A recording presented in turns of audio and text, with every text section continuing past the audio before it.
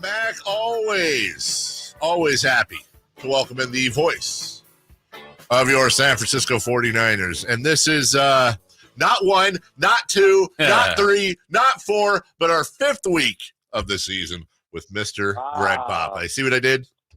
I saw what you did.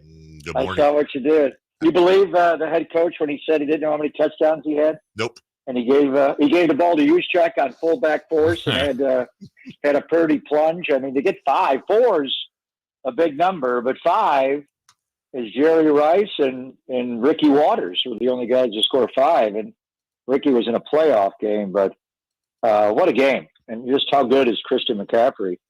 Incredible. Just better than I ever thought he was. And right now, I don't care about devaluing with statistical analysis the running back position. The entire offense is built around him. I mean, the 49ers are right now the most balanced team in football. Yeah. Defense has had some lulls here, but still, it's a shutdown defense. And the special teams has been terrific. Jake Moody hasn't missed a kick. He's got to keep the ball in the fairway a little bit on kickoffs. And Wisnowski's having a great year, the Gunners. But it's the balance of the offense. And I think that's where it comes into this game Sunday night.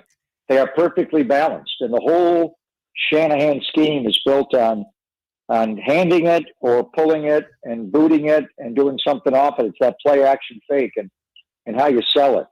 And there's nobody better in football than Christian McCaffrey to run that fake to, because you got to come screaming up. You wait it all as a linebacker. If you're Leighton Vander Esch of the Cowboys, number 55, and you just you think he's going to pull it, and you're late getting there, McCaffrey's taking a play side and running right by you.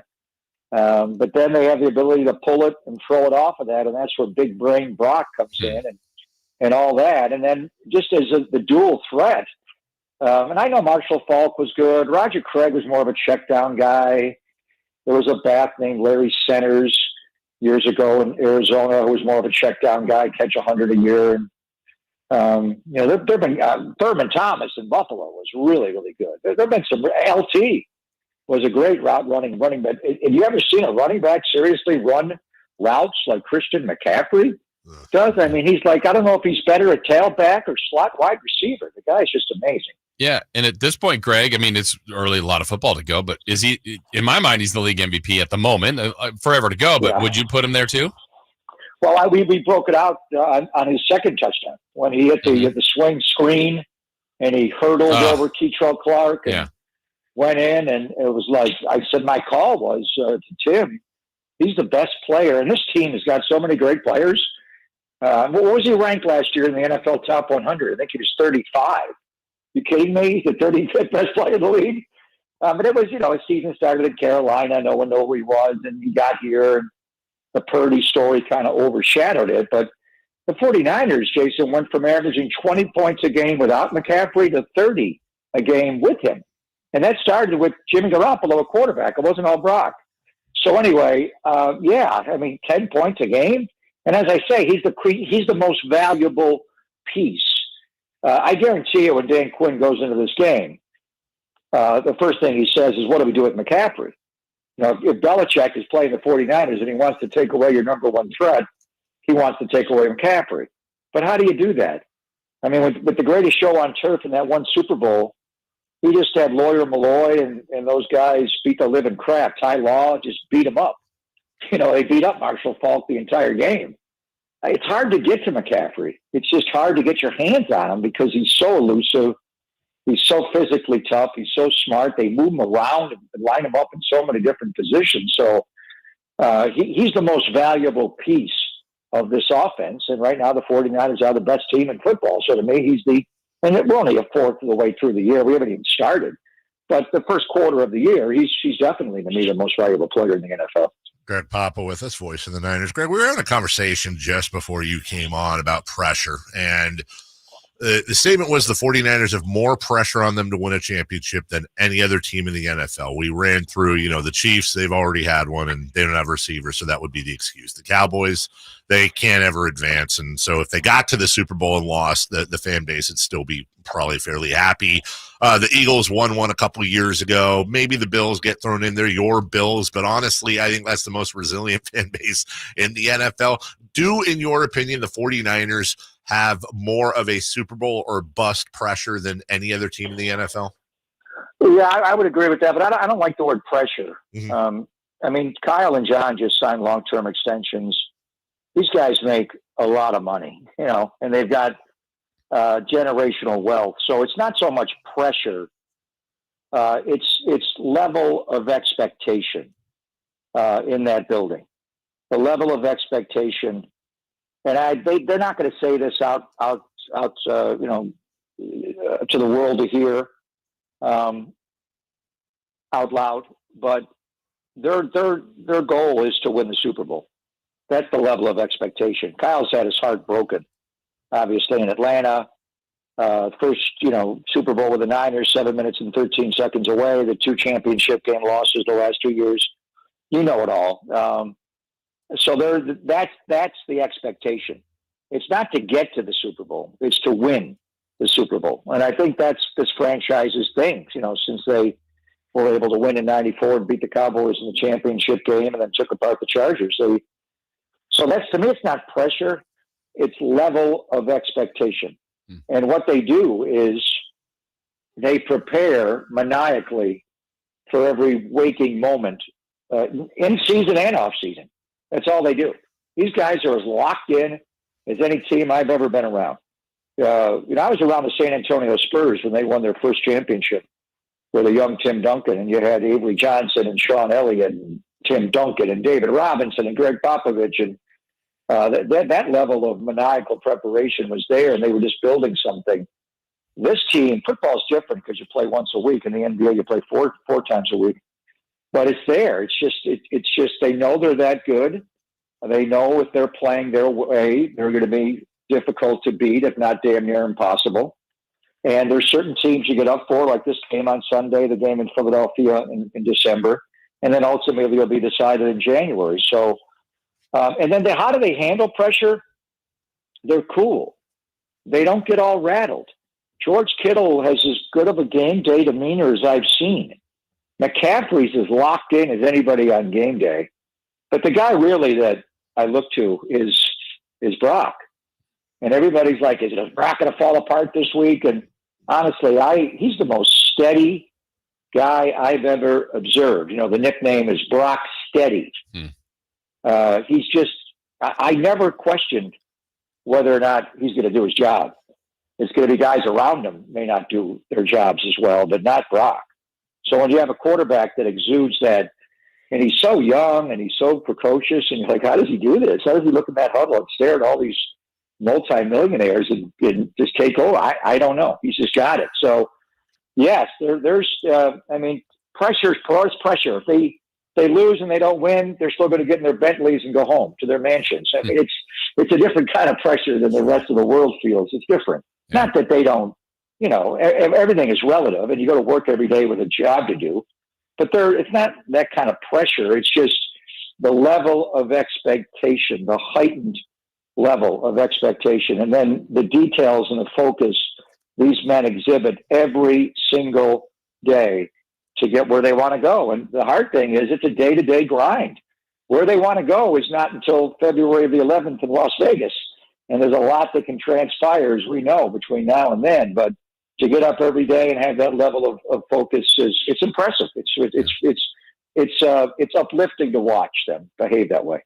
Greg, you talk about how locked in they are, how much they prepare, how they're ready for all of this. What are their attention to details and focus going to be on just regarding a guy like Micah Parsons this week? Yeah, he's tough, Chase. I had a sit-down interview with Trent Williams yesterday. And we went about 16 minutes, and probably 12 of it was on Micah Parsons. Mm-hmm. And he knows, he went through the whole thing. And Micah Parsons lines up everywhere. He'll be over Colton McKivitz some. He lines up right over the center, Jake Brendel, in a 2-point stance. And sometimes they covered up each guard on each side and him. So the guards can't come off to double him. You got to one-on-one block that guy, and he runs a 4.3 40. This is the closest thing to Lawrence Taylor the NFL has seen. So he's the first guy. He's the guy that can wreck the game. Demarcus Lawrence is a great player. He probably plays the run better than Parsons, but Parsons makes the splash plays. He's the LT. He's the bust right through the A gap, rip your quarterback's head off, take the ball away, kick it around, pick it up, and run it in the end zone. And wow, what do you do now? You know, he hits the grand slam. He's the Steph Curry 3 from midcourt that breaks your back. So you got to deal with him. They'll have a plan in all regards, but he's going to make plays. That's just what he does. I think you don't do it every play, obviously. Nothing is done every play. But I think in theory, he weighs 248 pounds. And Trent Williams is a mountain of a man, way over 300 pounds. And you want to lean on him in the run game. You want to run at him and not away from him. Not always going to do that, but I think you'll see, and you don't know where he's going to line up. So you could call an outside zone, to Trent's side to the left, and then he lines up over the center's head, or he goes on the other side over McKivitt. So you don't know where he's going to be. So look for Brock, and what they do at the line of scrimmage is an Oscar call. Oscar means flip the play from one direction to the other. I know they always had an Oscar call going up against Aaron Donald. Sometimes you wanted to run at Aaron Donald. Sometimes you wanted to run away. But everybody knows which way we're going, at him or away from him. So just, that's the one thing I'm going to be looking at is when they call that Oscar call, and then if it's a run play, where do they run it? Because I think they're going to pick and choose the right spots. But what you don't want to get into is second and third and long against this guy where he can play to his speed and strength. You want to lean on him and be able to run the ball right at him. I'm not going to say every snap, but significant snaps. That's what Arizona did when they ran all over Dallas a few weeks ago and beat them with 222 yards rushing. They ran right at number 11, a lot of snaps. Last thing for you, we talk Niners and sometimes we talk Kings and Warriors and even Giants, but maybe my favorite thing about you is your encyclopedic knowledge and love for the game. So there's no way I'm letting you off the phone without asking you about Dick Butkus. Oh, wow. He's honestly, we're talking LT. So the outside linebackers are debatable. I think LT's one. I would put Bobby Bell or the Chiefs on the other, even over a guy like Ted Hendricks. Ted Hendricks was the ultimate elephant, could line up anywhere. So who's your middle linebacker? Some people would say Ray Lewis. There's been a lot of great Jack Lambert for an undersized guy. There's been a lot of great middle linebackers in the history of football, but I don't think if you had to, create a middle linebacker in football, and this was more Butkus time in 1960s. He was in the 65 draft when the run was so prevalent. I mean, can you imagine, Jim Brown running at Dick Butkus?